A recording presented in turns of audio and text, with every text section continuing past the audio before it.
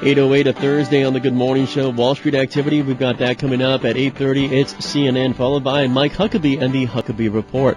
Now, given the tough economy, you need to keep as much of your hard-earned money as you possibly can.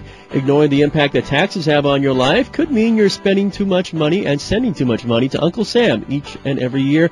Our next guest has made it her mission to minimize your tax bill to Uncle Sam, and for more than 2 decades now, she has led the nation's largest tax resolution firm into battle with the IRS, and she comes away a winner. She also happens to own the hottest tax prep franchise business in the country, and she helps strip away the fears and the myths and simplify the tax code so you can save hundreds, maybe even thousands of dollars on your tax bill. It wouldn't be tax time if we didn't check in with the tax lady herself, Roni Deutch. Good morning, Roni.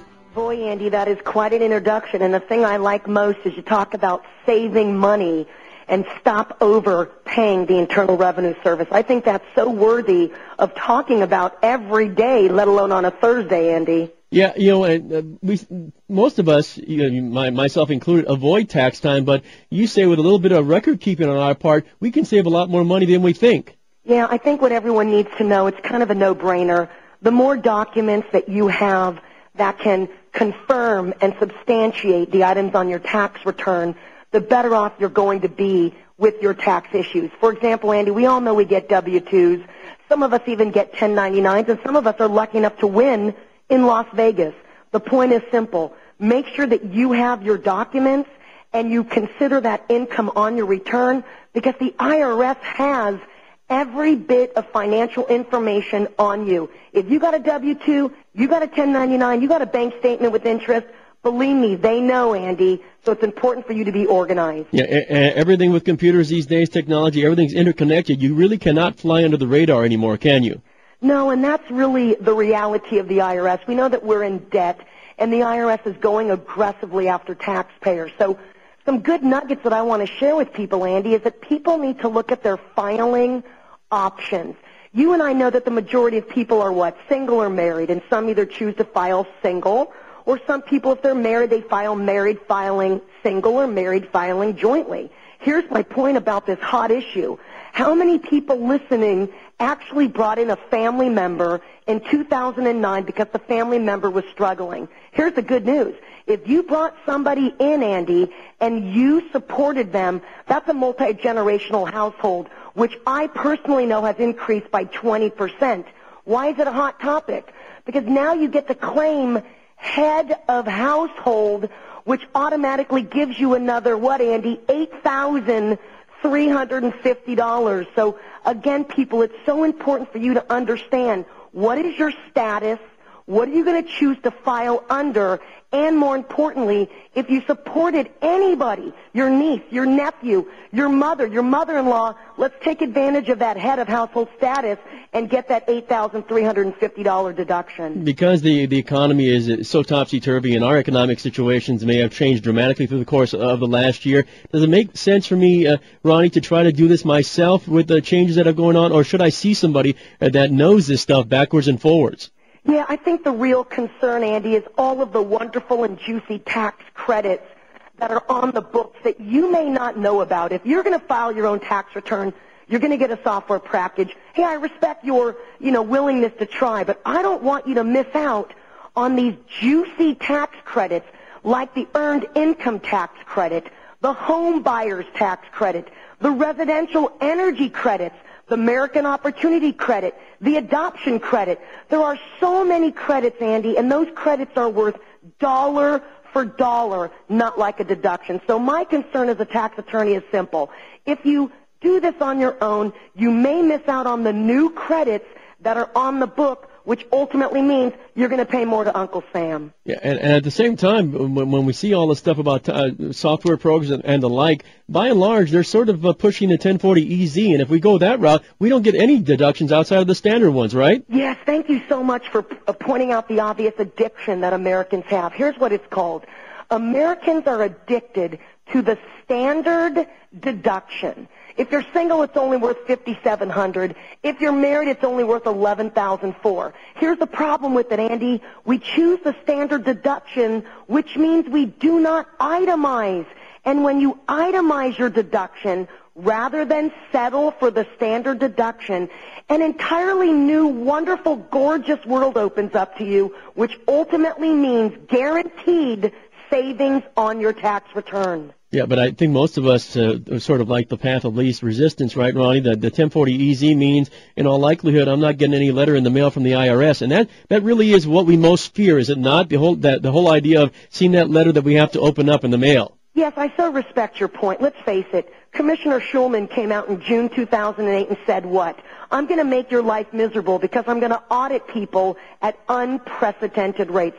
So I can respect the fear of wanting to just settle for that 1040 easy, filing it knowing, please don't let me be audited. But again, let's talk about it. I think that if you can legitimately confirm and substantiate everything on your tax returns, why are you letting the big bad wolf take advantage of you? So again, this is a choice you have to make as a taxpayer, but if you've got the evidence and you can substantiate your expenses, why settle for the 1040 easy? So if you keep your house in order, you really have nothing to fear. That's what you're saying. Yes, and we spend more time on our abs and organizing our closet than we do on our taxation issues. And I'm preaching, spend a little bit more time on your taxes so that you have a lot more money in your pocket today. And let's face it, we all need more money today. Now, if you had to quantify it, though, Ronnie, how much more time would I have to spend to make sure that I'm properly organized? Most of us do it at the end of the year. Obviously, it'd make a lot more sense if we did, say, a little per week, little per month. How much time do I need to spend? Yeah, Andy, I wrote a book on this issue, and believe me, I'm asking all taxpayers to give me 1 hour a month. Let's face it, what do we do in an hour? We watch some television show and we numb out. Let's spend 1 hour a month on our taxation issues, and I feel certain, Andy, that people will save a minimum of $2,000 to $3,000, because here's what the research indicates.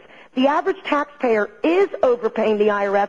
This is the average taxpayer by $3,000. That is pathetic, and all I'm saying is a little bit of awareness and knowledge could get you an extra $300 in your pocket a month. So, I mean, but let's think about this at the very same time. At the end of the year, a lot of us get money back from the government. So not only are we giving them too much money in taxes, but we're getting the money back that we lent them interest-free for the year. Yes, why in the world would anybody listening want to give the IRS an interest-free loan? That's my first obvious question. We call this the refund check addiction. You and I know that 70% of all taxpayers get a refund check, Andy, and they think it's all wonderful. Here's the bummer. They gave the IRS an interest-free loan, number one. They could have had that money every single month for 12 months rather than waiting for the dance in April. And my last point, we've already spent that money before it even arrived. And I mean spend it rather than invested in pre-tax 401k plans or 403bs. So this addictive behavior is causing us, A, to not save as much money, and B, give those people, again, the boogeyman, that interest-free loan. 817, talking with the Tax Lady Roni Deutch about tax time here on the Good Morning Show. Now, when it comes to red flags, Ronnie, what should I be making sure I've got in order so I don't send a red flag up and get that nice little letter from them asking for some sort of documentation on my tax forms? You and I know the number one red flag is the home office deduction. Why do I think the IRS will be really attacking people on this issue? It's pretty simple. We've got 15 million unemployed people in the United States.